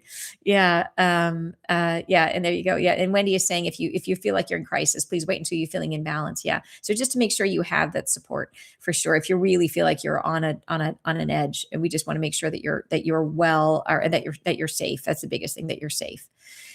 I would love to hear more details about the requirement to avoid any other energy healing clearing. Yeah, for sure. So in general, so what happens in soul convergence, because we are trying to bring you up to the point where you are then activating your gifts at the end. And so what we're doing, and you kind of are building up a reservoir of energy, and you build up one reservoir in soul convergence one, you build up another reservoir in soul convergence two. So it's okay if you have a gap between them. But it's what's happening is that you are, as you are clearing things, think of them as blockages. It's almost like your wounds are like a dam of, and there's all the access to spirit and all of who you are behind it. And as you remove every little bit of wounding, a little bit more water comes through, a little bit more water comes through, a little bit more water comes through. And that water is energy, life force. And so what's happening through the whole process, it's like a system we're building up, and the angels are taking some of that energy and saving it for you. And they build it up. It's like a system that you can then tap into when it comes time for you to activate your gifts, because that takes energy. But because through the process of soul convergence, it's a process of slowly unwinding your wounds. And it's not a one and done. It's not like, it's like going to the gym. You can't go to the gym one time and expect to have six-pack abs. It's a process where you have to go multiple times, and you're building up on top of layers, on top of layers, on top of layers.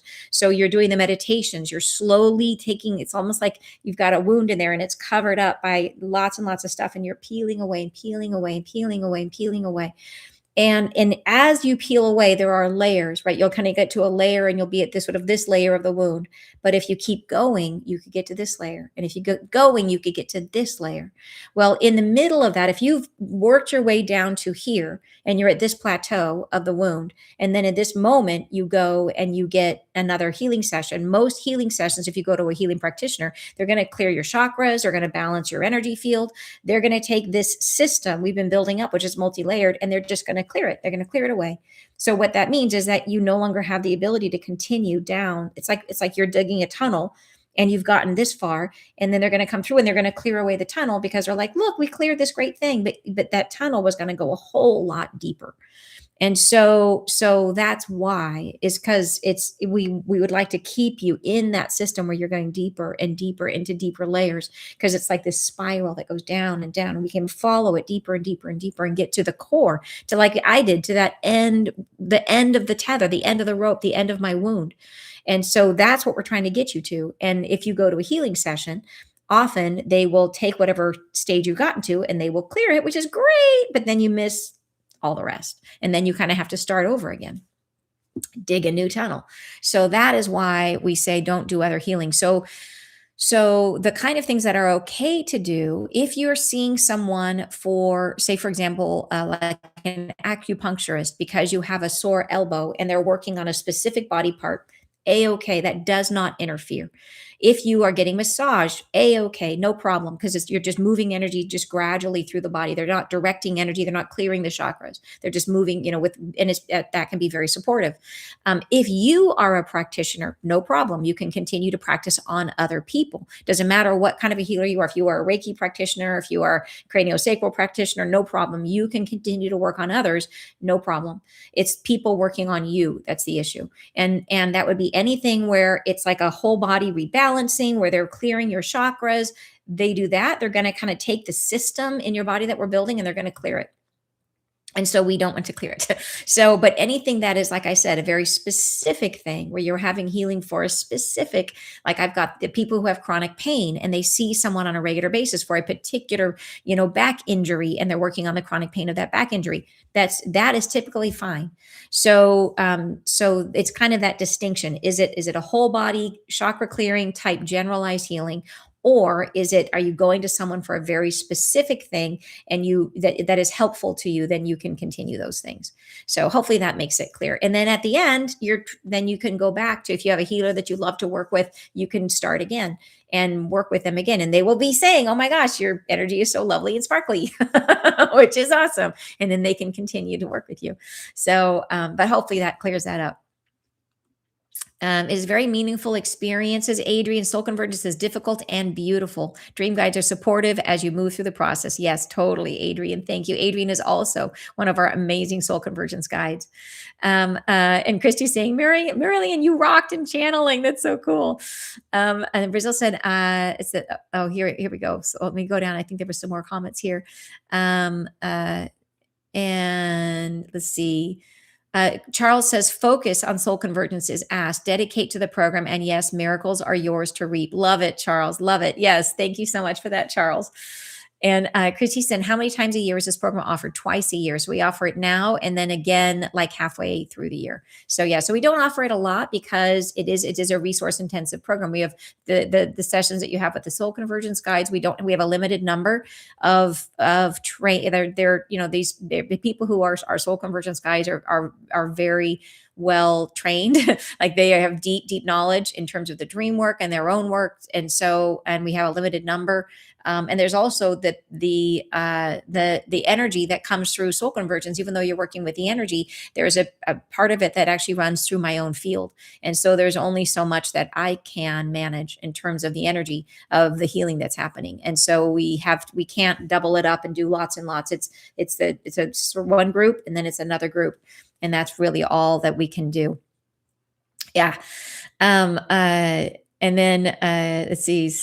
Holding out, you're saying, I highly recommend soul convergence. Thank you so much for that. And then it says, I definitely attracted to kicking up my multisensory abilities up a notch. Yes, it is. It's a blast. I highly recommend it. My nervous system is slowly regulating with EMDR therapy and regular therapy. I do it online from bed in a dark room. A lot of therapists do online therapy, and this helps me. That's awesome. That's awesome. And you're saying, it said, what happens to people who die before they get to shift in 5D? So it's actually a really cool thing, Murray. My understanding is that people who do pass during this period, that they, it's almost like people had anybody who came to Earth during this period, they are incredibly lucky. Part of the winning of the lottery system that they got is that we are already in the shift of consciousness, that it's already underway, that the new reality is in the process of being created right now. And so anybody who passes, it's like you're moving through you're moving through almost like and the Mother of Creation described it at one point, but like a layer, which gives you that shift of consciousness as you exit. So you get it. You get it if you want it, is the message. Is that, and they said everybody who passes, there's not a single soul that's lost, that the angels will gather them up. If a person dies through trauma, say for example, like if there is a natural disaster and someone was to pass in that natural disaster, they would not feel any physical effect from them. They would be taken from their body before they felt pain, which I think is amazing. And but even people who just pass from natural causes, is that on their way out, they are given that shift of consciousness if they choose it at the higher self level. And some souls will choose to stay in a 3D construct. And what that means is that they can still stay here until their life ends and whatever that plan is, but they won't be able to reincarnate on Earth unless they've chosen the higher frequency of consciousness. And so the only reason they would choose to stay is because they feel like they could grow more in the karmic construct, because it's an amazing opportunity for growth. So they might say, wow, that I could do a whole lot more there, and they may choose to stay in it. So once they pass, they would, rather than reincarnating here, there is another place that's already been created where those souls will then go to continue to live out their karmic experience. That's my understanding, and what I've been told by the angels. Yeah. And then you're saying, and then Amina says, I've been guided so many participants. Amina says, I have guided so many participants as a soul convergence guide and certified dream analyst in the soul convergence program. And I've done the program myself too. I've witnessed truly profound transformations. Awesome, Amina. Thank you for that. So cool. And then I'm just going to scroll down a little bit because I know I missed a lot here. You guys are having some amazing conversations, which is just awesome. And then, Here we go. I think you're answering back to someone. Okay, perfect. What about biofield tuning, combining the field and relocating energy outside the chakra back into the chakra and central chakra? So that would be one. The biofield tuning is awesome. I've had one of those sessions. It's super fun, but that would be one you'd want to wait for, because those are you're picking up trauma, and I know you're dropping it into the heart chakra and clearing, and that could disrupt the system that we're building. So even though it's awesome, if you could just wait until you're done with building up with your soul convergence process, and then I would recommend absolutely do it again, because it's fantastic. Yeah, super cool. And then shamanic journeying. So if you are having an experience, if you're going on a journey and it's you like, if even if somebody is guiding you with a voice, like, you want to be careful about guided meditation. If it's a healing meditation, you don't want to do that. But if you're on a shamanic journey of your own, then no problem with that, if you're going on a shamanic journey. So same thing with, like, people will wonder about, what about listening to different types of, like I said, guided meditations where it's a healing meditation, then no.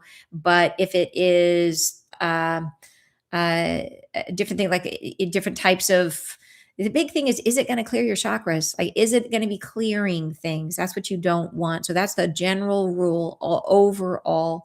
So if it's something that is relaxing or giving you a mental experience, then that is okay. But if it's bringing in the body and bringing in the energy, then you probably want to avoid it.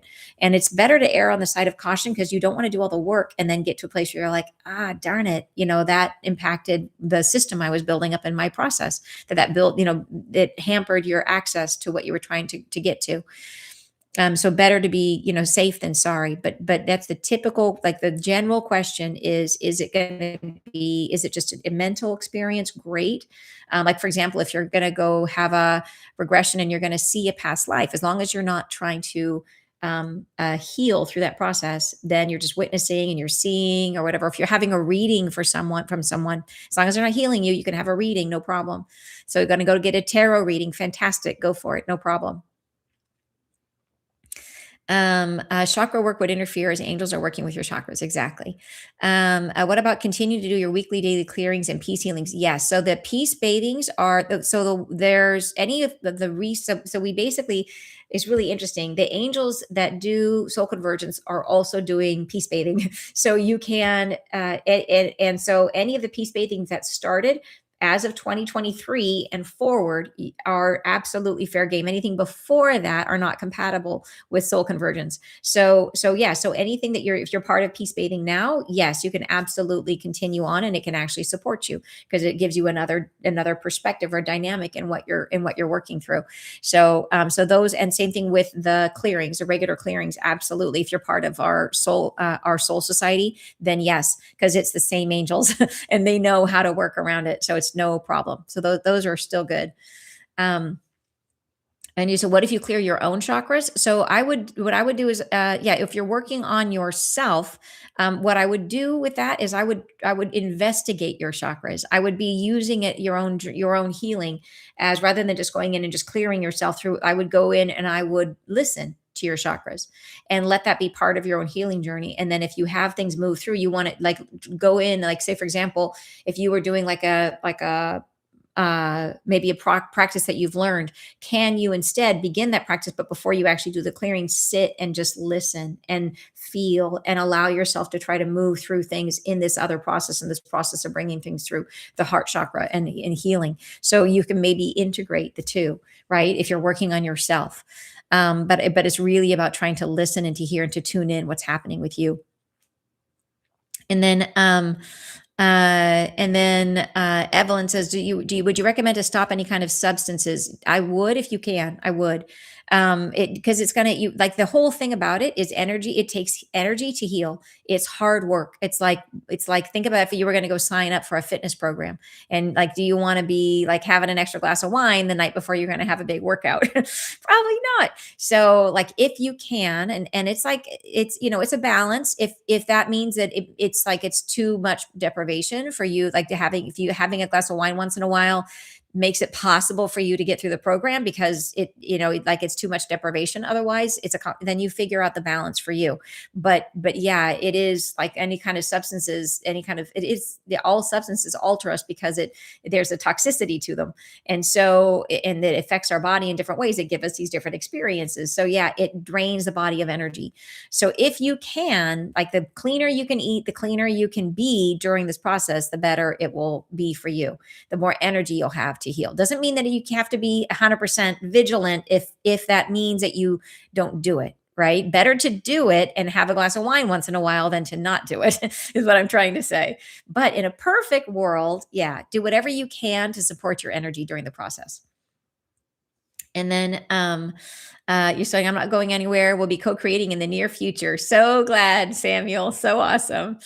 They're not, here we go. And then where is it? Here we go. Oh, I lost my place. Where is it? And please, oh, here it is.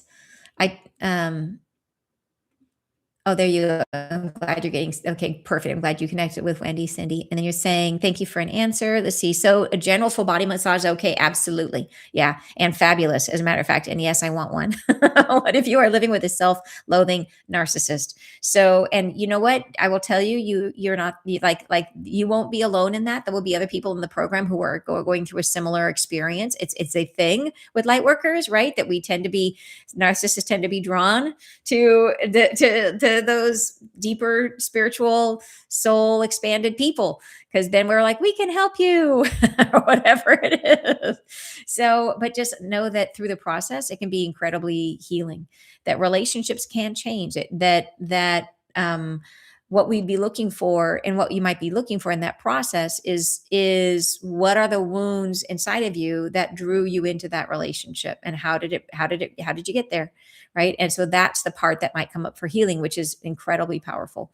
So, but that doesn't, being in the situation, it's going to be, so you'll be faced with triggers, you'll be faced with things, but that can be incredibly useful. It can show you things so you can heal very deeply. Yeah. There's a lot of potential for that. And then Wendy's posting the Soul Convergence info and the registration page. Thank you so much, Wendy, for putting that in there. It is on my website, anntucker.com. And if you're looking specifically for Soul Convergence, it's anntucker.com/soul-convergence. Soul, SOUL, and convergence, CONVERGENCE. And then here we are. What about breathwork sessions? I think breathwork is awesome. And again, you're following yourself with the breathwork. I would integrate it. Think about it as part of intention matters a lot. But yes, breathwork I think is great, and that shouldn't affect it. It should be fine. Sound baths, I would say just be careful of gongs in sound baths. If you want to do sound baths, the gongs, typically, because your gongs they're so strong and they tend to work on your root chakra, you're going to be doing a lot of healing. It's almost like piling on, layering on. If it's a relaxation sound bath, but without gongs, if it's something that you're just like, it's because, if it's more like listening to music, then I would say like, that's okay. But if you're doing one where it's like a therapeutic gong session, a therapeutic session where they're really actively trying to trigger different organs and all this kind of stuff, be careful, because it's piling energy on top of energy. One time I did actually have an experience of doing too much healing. And I had an experience where someone was at it was before I knew any better. And the way I learned this is that one of my Golden Circle retreats, I thought it would be really lovely for us to bring in a sound healer for everyone. And it was a small group. This is back when the Golden Circle was a program I ran many years ago, which Wendy was a part of and Amina was a part of. And so we had this sound healer came and he brought a gong. And sure enough, one of the people, it ended up like there was just too much activity in the root chakra. And then I had to repair and heal and stuff like that, because it was just too much healing all at once. So just to be aware of that it's going to depend on the sound healer and what they're using. But gongs in particular, watch out for. And that doesn't matter if you happen to be like walking through a mall and someone hits a gong. It's like, don't worry, you're fine. It's not going to hurt you. But if you're like, it's the sound practitioner's intention it's like people heal, their consciousness comes with it. So it matters. And there's a lot of sound healers who it's just a relaxation experience. And that's going to be okay. But there's others that are going to be like, and now I'm working on your liver, and now I'm working on your this. And like, you don't want that for when you're in this program. So, and then again, the gong thing, watch out for that. And then I am not familiar. I know Dave, everybody loves David Clement, and I haven't met him yet. And I'm not familiar with his meditations. I know he's just gotten so many wonderful, um, uh, new friends recently, which is awesome. So I'm sorry if you could tell me a little bit more about what he does, that would help for me to be able to say. And thank you for the nice comment on my crazy hair. I'm so grateful. Thank you. I'm getting used. It's getting used to it. Today is day one, and I'm getting used to it. And then you're saying, I'm a teacher, and even though I'm standing at a moment where I could choose an entirely new path, I'm deeply afraid to do so. I so know what you're talking about. The fear, right? The fear of doing it. So, like, what can I say in terms of how do we, like, I guess I would just say that the thing about courage, that we think of courage as being like where we're just like, yeah, I got this, I'm jumping in. Like, that's actually not courage. Courage is being afraid and doing it anyways. Like, courage is a very unique thing. It's a place where we recognize our fear and we say, okay, I see you, fear, right? I'm aware that I'm fearful and I'm choosing this for myself anyways.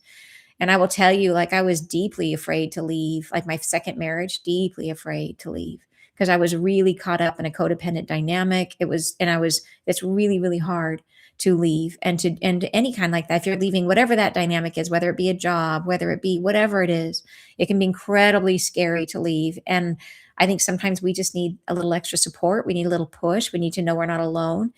And even then, to be reminded that it, like, did we do the right thing? Did we do the right thing? Like, yes, like there's a part of you, yes, you did the right thing. But the thing that got me off the dime, the thing that helped me when I was afraid to leave was when the angels told me that if I stayed, that I would not be able to follow my spiritual path. That if I had stayed in that relationship, that I would have not had the energy to be able to end up doing what I do now. And so it would have all of that, like I would have gone down a very different path. And so that was for me, that was the mic drop moment when they said, if you do not take this step, you will not be able to live your purpose. I didn't know what my purpose was at that point, but I know I wanted it. I knew I wanted it. And that was the thing that gave me that shove of like, okay, like that's all you got to say. I'm done. I'm doing it. And so, but that doesn't mean I wasn't scared. I was really scared. But you can do it. Like if you know in your heart this is what you're meant to be doing, trust yourself. Trust yourself. So hard, but we have to trust ourselves. Yeah. I'm sorry you're going through that. I really am. I know it's hard. Yeah. But I have faith in you. So I said, thank you. Sounds great, but it is expensive. Yeah. And I do know, like, I'm sorry that like if you guys, and I got to say, like, if you look around at other healing programs, and I know many that Soul Convergence, it's not free. But I will tell you that if you look at other intensive healing programs of this nature that offer you this much with the support, that it is way less expensive than what else is out there, like by 10x. And I'm not even joking. And if it seems expensive when you look at it, like it's not free. It can't be, because this is the program that allows us to keep the team of people that are helping you through this program. And all of them, they all deserve a living wage, right? They all deserve to be paid and to be doing this work in spirit. And I'm thrilled and I'm thrilled that they are, and I'm thrilled that it works. But we deliberately keep it as affordable as we can because I want to make it as available to as many people as possible. But if you look around, I will tell you, like I myself one time paid an exorbitant amount for a program. I think the most expensive program I ever bought was $17,000. I paid that much. After I spent the money, I laid on the floor and my heart was like pounding in my chest. And this is not that much, right? This is way, way, way, way, way less. So just, I understand it's not free though. And I know that many people are on a big budget, and I'm sorry that I wish we could make it free. And that's why we did the 40-day glow up, is because that is free. And that is something that we can offer to everyone. And I know it's not the same. I know it's not Soul Convergence, but it can't be Soul Convergence because Soul Convergence is a program where you need a lot of support. And I can't offer you that levels of support without having a whole team to offer it to you. It takes people to give you this experience and to go this deep and to go into that. So that's that. It just is. I'm sorry, but it's necessary. And I'm really proud of the program, and I'm proud of the work that we're all doing together. And I'm proud of you guys who have done it. It's amazing. And the other thing I have found is that because people invest in it, because it's not free, because they put themselves into it, they try harder, they work harder, they're more dedicated. So we give, you give, we give, you give. It creates a flow of energy that's supportive to you in the process. But if it really isn't, if it really isn't something you can do, that is why we, if you don't know, we have an amazing program on that's free on YouTube called 40, it's a 40-day glow up, and it's free for everyone. And you can go, and it is a lovely and supportive program that is absolutely free, and with the Mother of Creation. And we just finished it, and it's awesome. And it's there for you guys. And I know it's not the same. I know it's not, it doesn't go as deep. I know it doesn't have the same support, but that is kind of the point. So yeah, and Angie says soul convergence may seem expensive, but I feel that it was worth every penny. Certainly cheaper than seeing a therapist for 6 months. Very good point. Very good point. Yeah, and support the team that is supporting you. LOL. I gave up coffee and I'm saving. Fantastic. I love it. You're just sorry I missed this. How long is the program? So the whole program, if you do the whole thing, it's going to take you about 6 months. And so, but it's broken down into sections. There's Soul Convergence 1, Soul Convergence 2, and then Soul Convergence 3, which is where we activate your spiritual gifts. Yeah. And then, and you're saying, thank you for the 40-day globe. You're so welcome, Christine. You say, and then, hello, everyone. You say, I listen to angel messages every week. Thank you so much. I appreciate you. And thank you. You said, can we listen to the 40-day glow ups at the same time we do Soul Convergence? And I'm getting, let me just double check on that. And with this, I'm getting, and yes, you can. Yes, you can. So that's great. Yeah, phenomenal. You can. And here we are. And let me continue saying, the polarization is at the maximum now, and the chaos is to calm and trust in yourself and let things unfold onward and upward. Love it, Carmen. Yes, so agree. Beautiful. Exchange of energy. Exactly, Sky. Thank you. Sharing is caring. Yes, love it. I have no trouble with the cost. What is meant to be for me will be. Love it, Dearland. Love that. See, it was fun. Thank you very much. Glow Up was amazing. Isla opened me up to another level. I love it, Christine. That's so cool. I used a saving app called Acorns to pay for it. That is awesome. I love it. Thank you. So well said. Awesome. And here's the link, you guys. A 40-day glow up is just a glimpse of how soul convergence can heal you 1,000 times more. Soul convergence is not a cost. It's an investment in your own healing when you choose you. Love that. Beautiful. Amina, you are such a dear. You guys, phenomenal time together. Thank you so much. It's been so fun to spend the day with you and to talk about all this stuff and to go a little bit more into my own journey and what happened and how I went on my path. And yeah, I mean, all of us, we are all, I used to always tell my kids, like, everyone is born with an equal bag of poop. We all have to work through it. Everybody's got one, we all have our stuff. And I sure had my fair share, and I still have stuff. It's not like I'm, totally, otherwise I'd be dead. I'd be up with God somewhere if I was perfect. We all have our stuff. But boy, our lives can get better. Like, wow, the things I never thought were healable, they are healable. You can heal it. And that means like your life changes, but also you are different in your life. Your life can get better. And yeah, I would say I could have never imagined, like, 20 years ago, if somebody had told me where I am today and what I'm doing, the friends I have, the community that we're all a part of. Yeah, I would have been over the moon. And then I would have been really like, I would have been scared about doing the wrong thing, that I wouldn't have been able to create it. Isn't that funny? Knowing myself then, I would have overthought everything. So it's a good thing I didn't know. So funny. Okay, you guys, you said happy to shovel the poop with all of you. Oh, that's so funny. All right, you guys, have a beautiful day. Tons of love. And I hope to see you in Soul Convergence. We'll be starting soon, starting February. Is it February 7th, I think? Yeah, coming up pretty quick. So see you there. Love to you guys, and I'll see you soon. Bye-bye.